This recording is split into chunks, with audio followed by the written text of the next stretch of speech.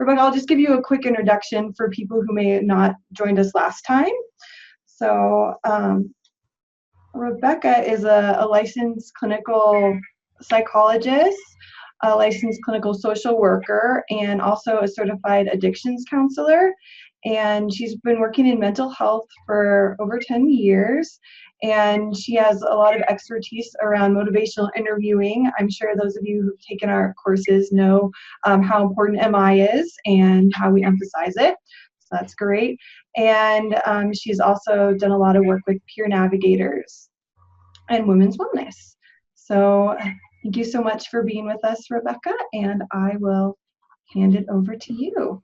Great. All right. Well, thank you, Erin. I appreciate that warm welcome.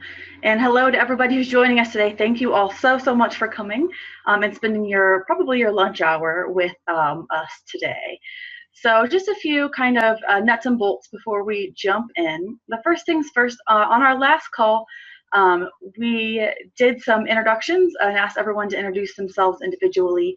And it just took a little bit too much time, but we really want to know who you are and would like for you to introduce yourself anyway, but to do so in the chat if you can. And so if you can, just take a second, write your name and what the organization is that you're working for or with in the chat so we can all kind of get to know each other and feel more comfortable interacting with one another. So also, this is going to be a pretty interactive hour, hopefully.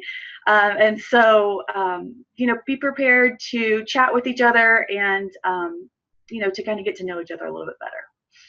So today's topic is burnout, and I'm so thrilled to be here working with you all around burnout. It's a topic that's very near and dear to my heart. It is something that I think everybody who is a direct care provider in any sort of way goes through at some point in time. We give so much of ourselves to our work, and we put a lot of passion and a lot of time and experience behind what we're doing. Helping individuals face to face with whatever it is that they're needing help with. So it is important that we talk about burnout. It's important that we reduce the stigma around burnout because it really does happen to everybody who's in direct care for any amount of time. And so, like I said, I'm thrilled to be here today to be speaking with you all about it. So welcome everybody again. Thank you so much for all of the introductions, and we're going to jump in to our slideshow.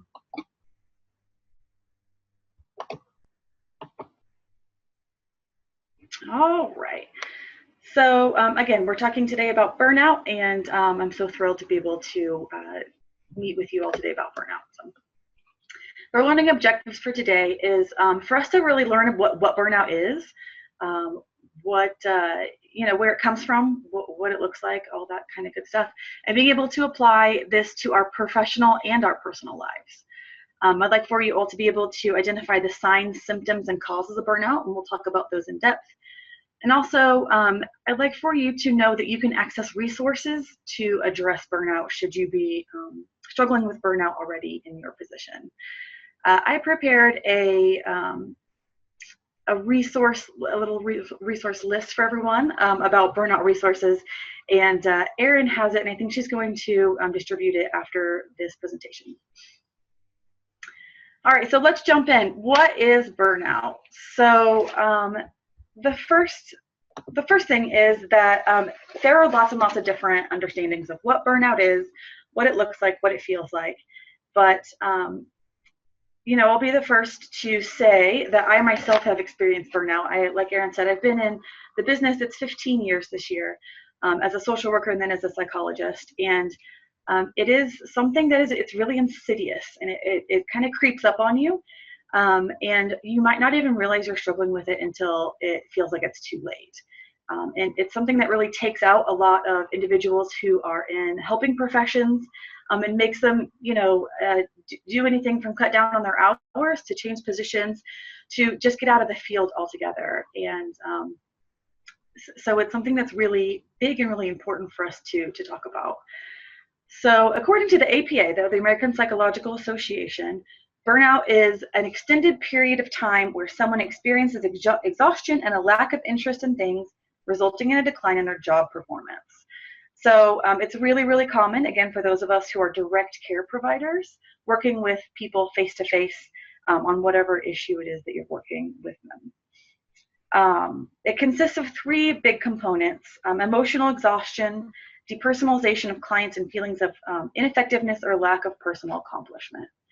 So you see here on your screen the physical and emotional exhaustion, the feelings of cynicism and detachment. And this is cynicism in general for the world, but also for whatever it is that you're doing in your position.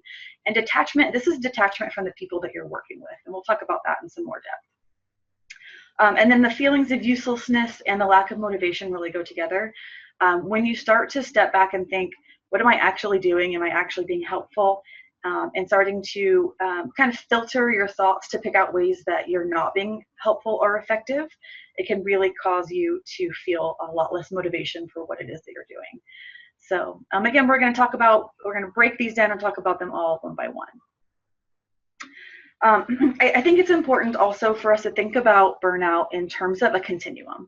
And so on one side of the continuum, there might be people who are just barely experiencing any signs of burnout whatsoever. It's very mild, they only experience it once in a while. It's a little thing that pops up once every week or so. On the other end of the continuum are people who are so burnt out that they hate going to work, that they don't feel that they're being effective in any way at all. So everything that we talk about will be sort of placed on this continuum, and we'll talk about sort of how it goes up and down on that continuum as well. So when you are in the throes of full-fledged burnout, you really can't function effectively on a personal or professional level. So in those demands, it just seems like the demands being placed on you as a helper and a worker exceed the resources you have available to deal with those stressors. And I'm sure that's a situation that sounds really familiar to lots of us.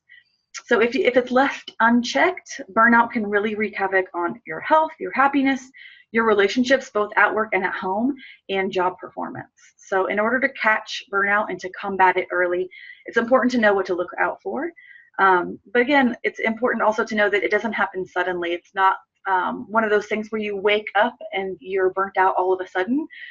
It creeps in slowly, and what generally happens is you might start to feel one or two of the symptoms and then notice that it's having a snowball effect. Then you're taking on more and more, and all of a sudden, months down the line, you might wake up and think, oh gosh, I have all of the symptoms of burnout. So if we know what to expect and how to see it happening, we'll be better able to catch it before it becomes a problem.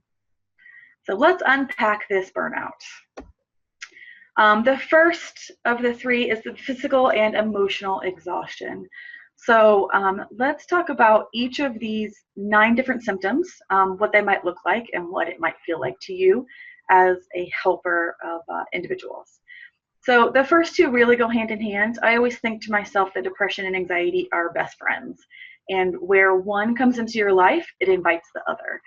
It's really common for people to struggle with both. And in terms of depression, the way that you might experience it when it's relevant to your burnout, in the early stages, you might just feel kind of sad, occasionally hopeless, and you might experience feelings of guilt and worthlessness as a result. And at its worst, on the other end of the continuum, you might feel trapped, you might feel severely depressed, and sometimes you might even think the world would be better off without you. I want to make a strong note of caution here that if you find that you're in the latter pool here, where you're thinking sort of that the world is better off without you, or thinking of hurting yourself, that you need to seek attention immediately from a mental health professional. Once it's gotten that far, it becomes a very slippery slope. And so we want to make sure that we're catching these symptoms and taking care of them as best we can. Depression also is sort of, it can manifest as anger a lot of times too. And at first, on the mild end of the continuum, it might just be sort of interpersonal tension or some mild irritability now and then. But if it's already in the later stages, it might be angry outbursts that feel like they come from nowhere. It might be serious arguments at home or with your coworkers, or even with supervisors or patients or clients. If anger gets to the point where it turns to thoughts or acts, and you're thinking of being violent towards your coworkers or towards anybody else, again, I implore you to please seek help with that immediately. So that's kind of what depression might look like. When it comes to anxiety, like I said, that they're best friends. And when I work with patients around depression and anxiety, sometimes I share with them my own vision of what that might look like. And I feel like it's helpful to tell people that depression is a little monster that sits on one shoulder, and anxiety is a little monster that sits on the other shoulder. And the monster of depression likes to whisper in your ear all kinds of lies. Things like, you don't have to take care of yourself. You don't have to get out of bed today. You don't have to go to work. You're a bad person. All the things that go along with depression. And same thing with anxiety. Anxiety whispers things in your ear like the worst thing possible is going to happen to you today, or you're doing a horrible job, that kind of thing. And so in terms of anxiety, early on, you might experience just sort of mild symptoms of tension or worry and edginess. But as it moves closer to burnout, the anxiety might become so serious that it makes it so that you are paralyzed with anxiety when you're at work, and just really interferes with your ability to be productive at work, and also causing problems in your personal life. So, the little monsters that sit on your shoulder of depression and anxiety, we can ignore the lies that they tell us for so long. But once we start to become burnt out, we start to believe those lies more and more. And so if you find that you are having those thoughts, that self-talk inside your head, that sounds like either of those things, either the depression monster or the anxiety monster, it's time to take note, because that's very important. Of course, insomnia and hypersomnia. So insomnia means not sleeping. Hypersomnia means sleeping too much. Either side of the teeter-totter here is a symptom of burnout. And in terms of this continuum, again, in the early stages, you might just find that after the lights go out at night, you're thinking about your job, or about something that you forgot to do, or something you need to do tomorrow, or somebody you forgot to talk to. But as it works its way towards the latter stages, you might be experiencing insomnia persistently. It might be a nightly problem for you. You might feel exhausted, but when you lay down to go to sleep, it's just impossible for you.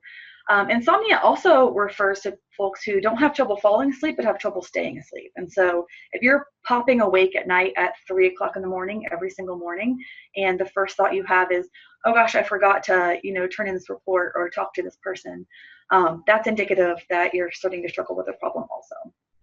On the same end, hypersomnia, when folks struggle with hypersomnia, they say things like, I didn't get out of bed all weekend. I, just kind of was in my bed all weekend.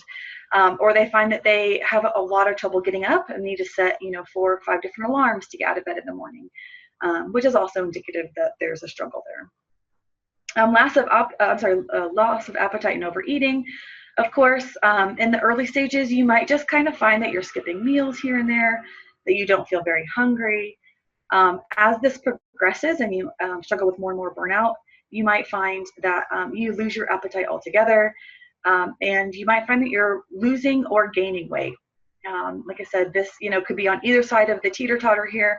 And if you're overeating, it's very, very common for folks who work directly with other individuals to kind of treat that with treats. And so to get off work and to sort of address their stress level by getting some ice cream, or going out to lunch or going out to dinner, to kind of feel like you're being cared for after you care for somebody all day long.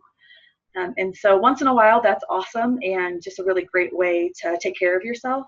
But if you find that you feel every single night that you are turning to, especially foods that are unhealthy, to kind of take away the stress of the day, then that can become a problem also. Of course, not taking care of yourself physically. This really goes with the depression and anxiety. If you find that you are talking yourself out of going to the gym, if you find that you're talking yourself out of taking your dog on a walk, or you feel like it's not important for you to eat healthy. These are all symptoms of burnout and should definitely be red flags. So along with our sleeping problems, chronic fatigue is one of those things that's a problem even if you're sleeping. If you go to bed, fall asleep, wake up 8 exactly hours later and feel even fine when you wake up, but within an hour or so of waking up, just sort of, feel like you're not excited, you're not alive and sort of present with your day, and you sort of feel tired from a place within yourself that isn't necessarily physical.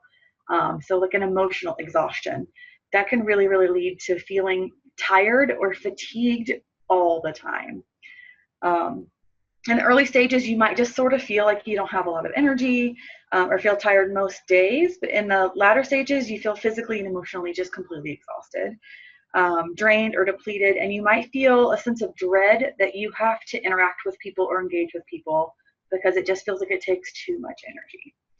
That's a really big one for burnout. You also might find that you have some impaired concentration and attention. Lack of focus and mild forgetfulness are early signs, forgetting things here or there, finding that even things that are interesting to you, you're having difficulty paying attention to. Those are kind of signs that something is happening. But in the latter stages, you might find that you can't get work done. Things begin to pile up on your desk. Again, even tasks that you felt like were really important or interesting before, there are things that you find that you're putting off or that you can't pay attention to throughout the task. That's indicative of a problem with burnout. Also, physical symptoms, they include things like chest pain, choking sensation, heart palpitations, shortness of breath, gastrointestinal pain, dizziness, fainting, headaches, syncope, any of that kind of stuff. A lot of those are things that feel like they might be sort of vague complaints.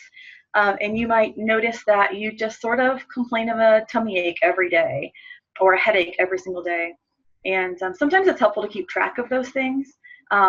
A lot of the things on this list, it can be helpful to keep track of if you think they're becoming a problem, because you might not realize that it's every single day that you're complaining about your headache or about exhaustion or about your anxiety, until you're able to kind of look back and see like, wow, every day in the last 2 weeks I've told somebody that I have a headache or a stomach ache or I've had a sleeping problem.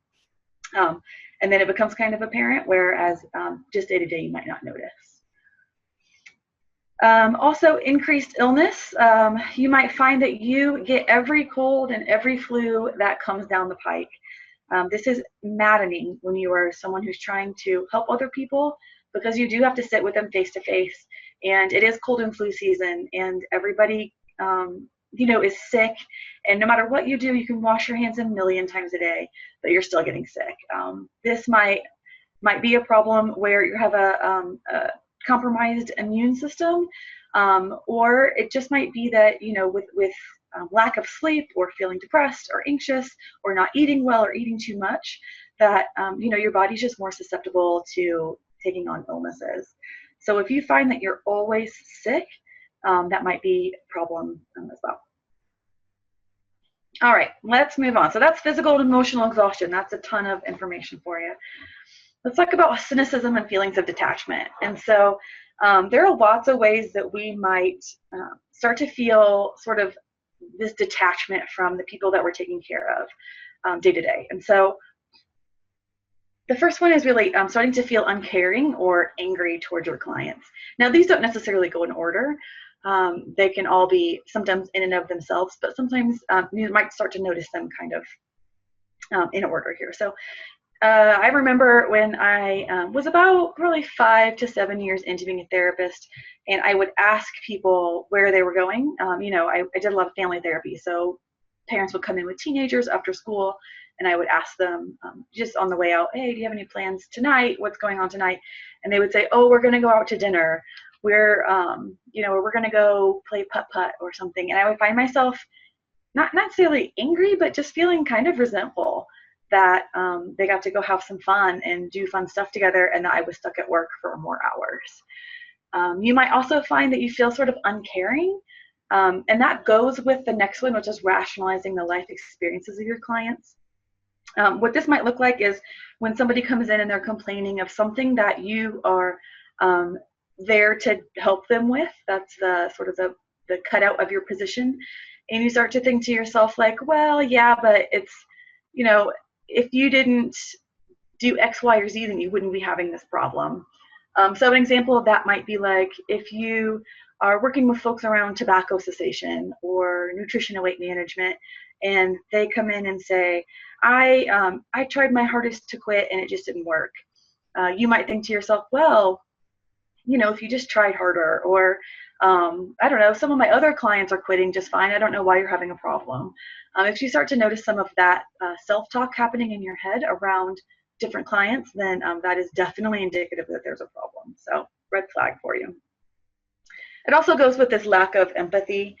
Again, if you normally find yourself an empathetic person and a person who can reach out emotionally to other people and kind of be there for them empathy wise, and then you just find that every day for weeks or months straight you're having a really difficult time letting yourself be empathetic to the folks that you're working with, that could be an issue and definitely a symptom of burnout.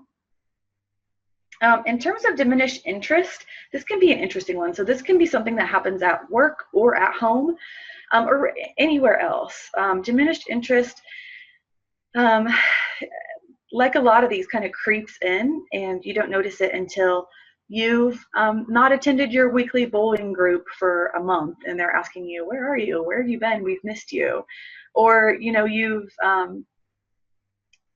decided that for 3 or 4 different social situations that there is a reason why you need to stay home. At work, it could be not going to work.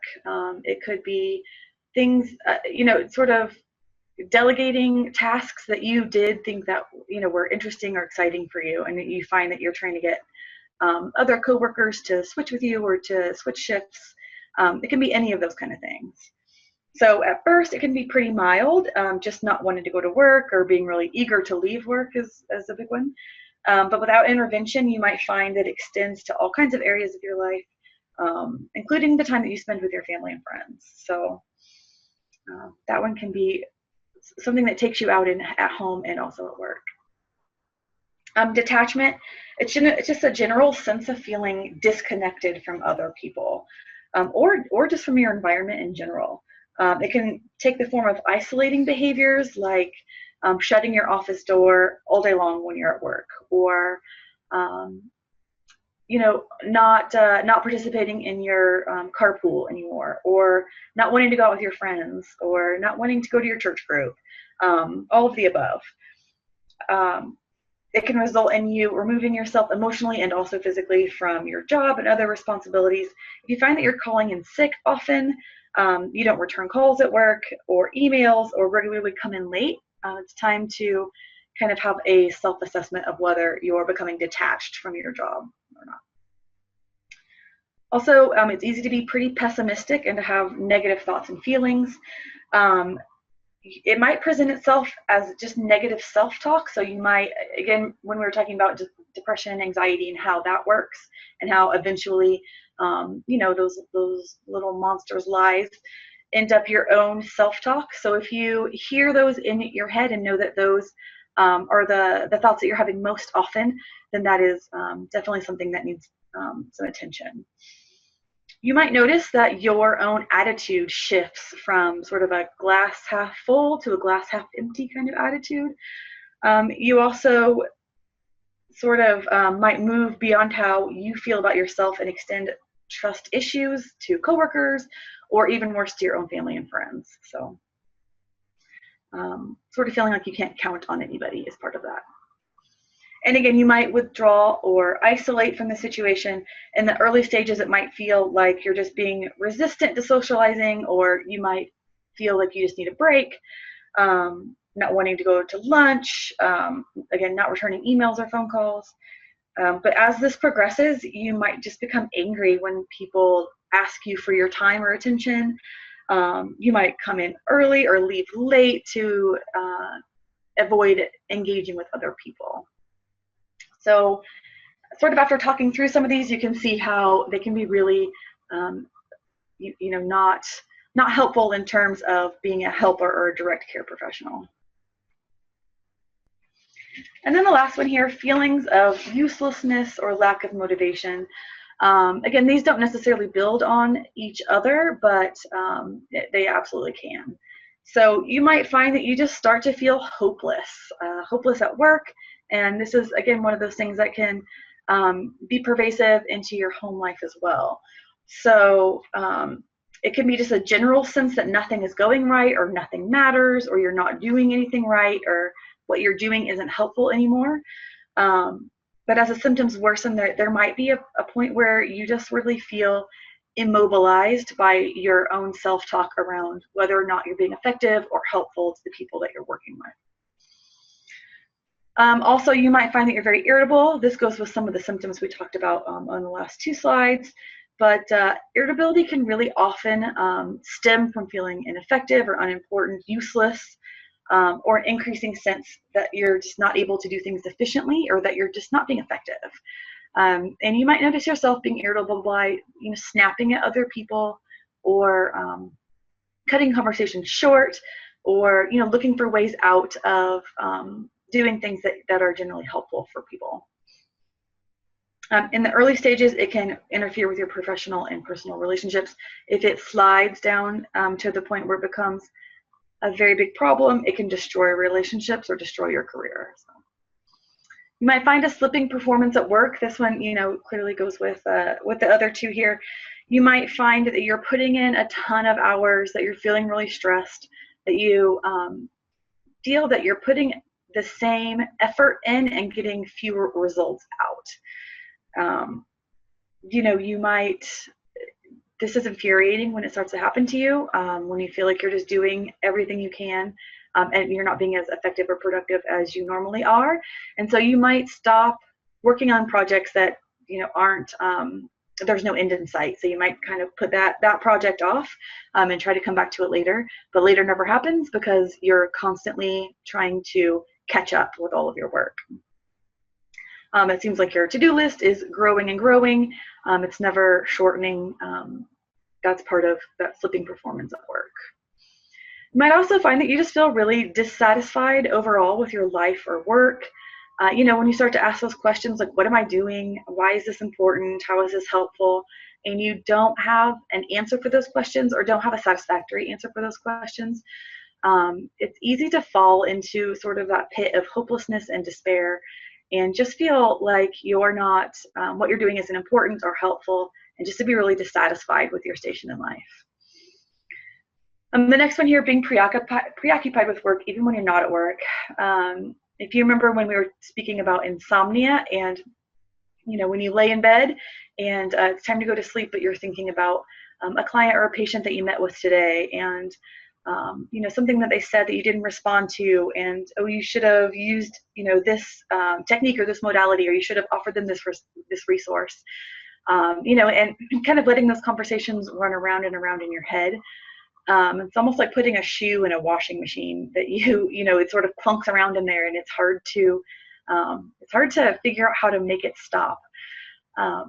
If that happens to you over and over again every single day, and you find that you're just sort of preoccupied with your job all the time, that's indicative that you're struggling with some burnout.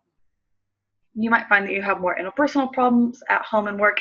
It's easy to see how that might happen if you're hopeless and irritable and stressed out and just feeling like you're not helpful or important. And you also just might feel a general lack of motivation. So let's move to what causes burnout. So job-related causes, there are quite a few of them here. Working too much. This goes with something that is going to be a suggestion a little bit later on, and that is making a schedule and sticking to it. So if your schedule is 8 to 5, and you find that you're working, late into the evening, 6:30, 7 o'clock, that is something that is directly linked to burnout. Working when you're sick or otherwise unable. Early in my career, I found sort of a guide for myself around this specific thing.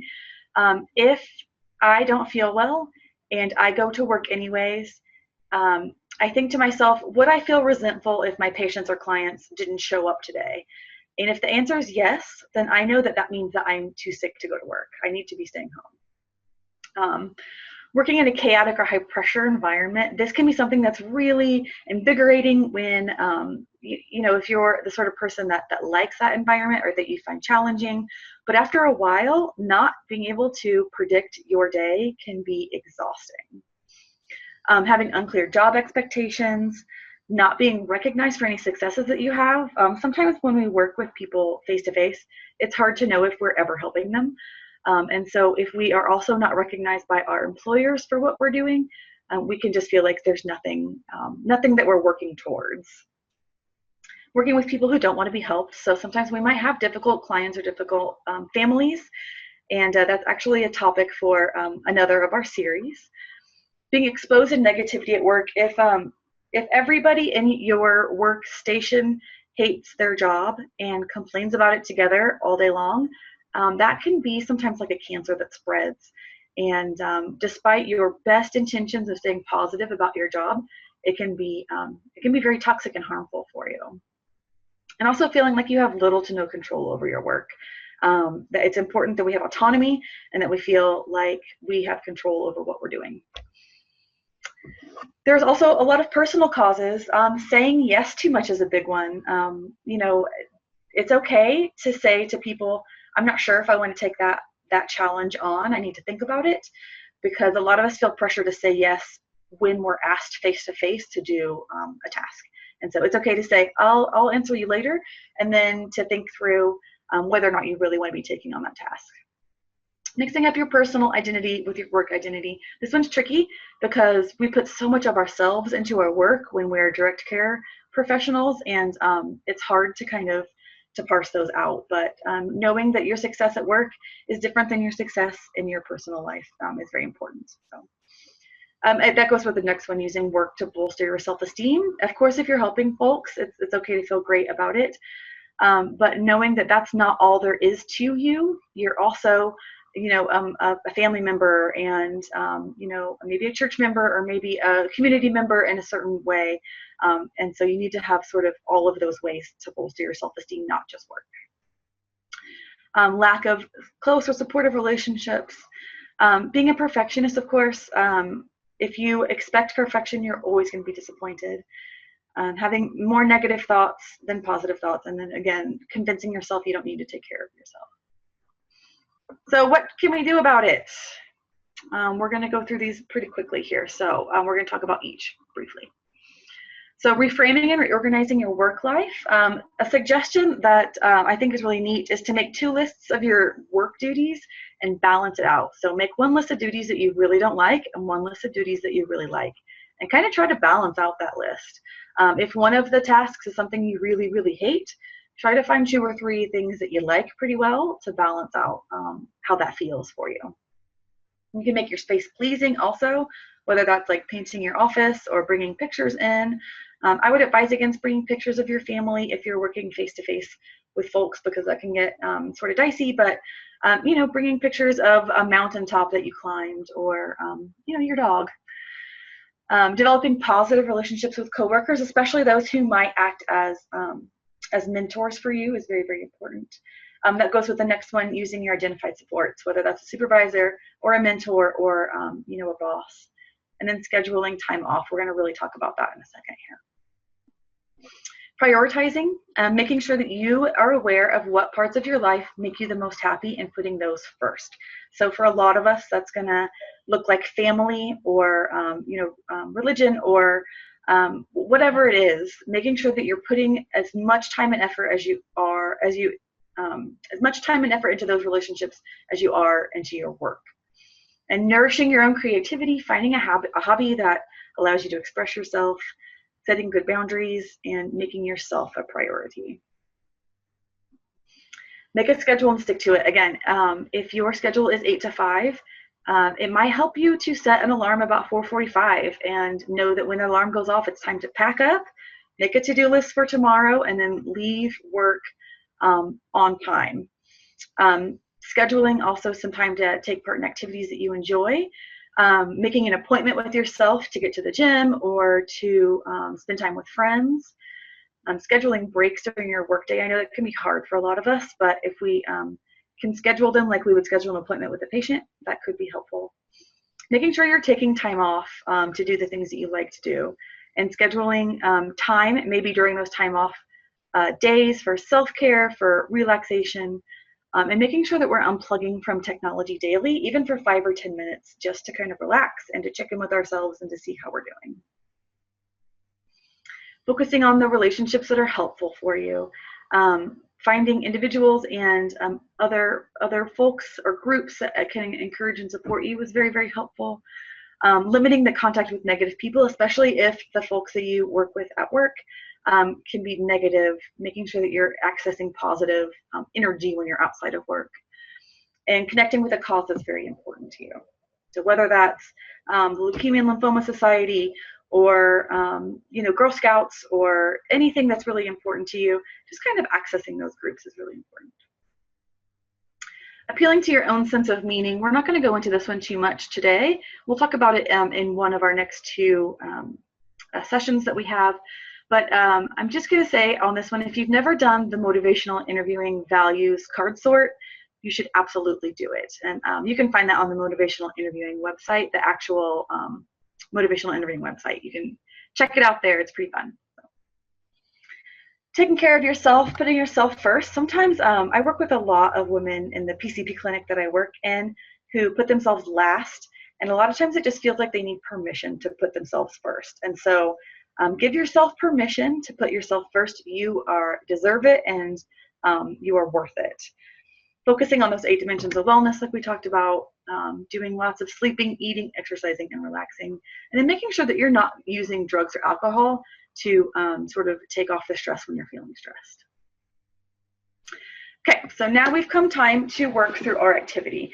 This is, like I said, I really, really feel like burnout is something that's incredibly important when you are a direct care provider. So what we're going to do is ask you to just take about 5 minutes to think through this activity.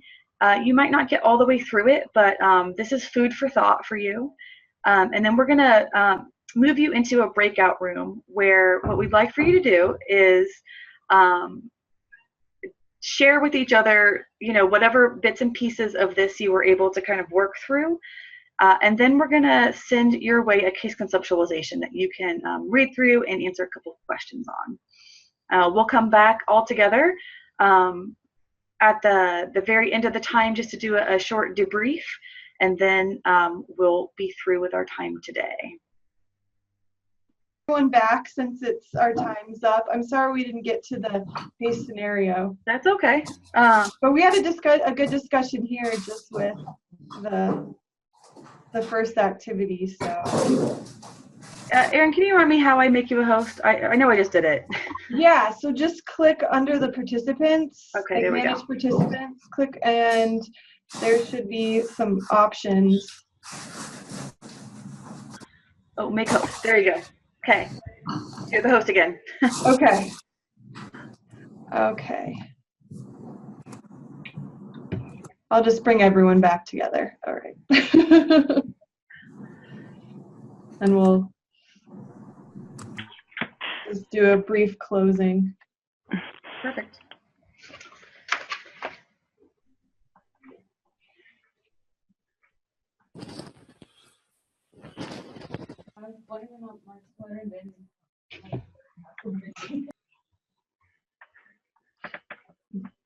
Hi, everyone. Welcome back.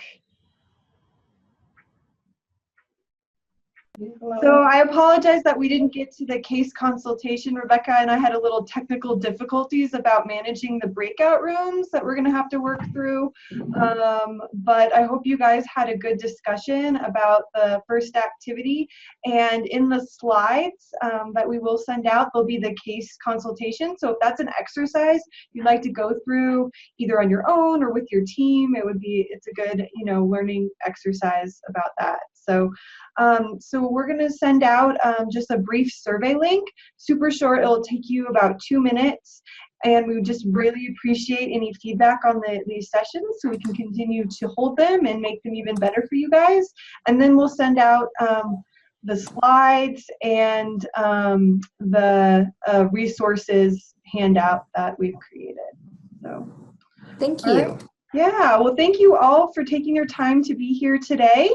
We'll go ahead and close it there unless you have any final thoughts, Rebecca. No, just say thank you for being here. Like I said, burnout is so important, and a lot of times we put ourselves last as helpers. And so I'm so happy that you all made the time to put yourselves first for this hour. And I hope to see you next month, so you can do so again. Yes, next session is March 21st, and it's on helping families helping clients with a family in crisis. And I'll send out the registration to that within the next week too. All right. Thank you, everyone. Thank you. Take care.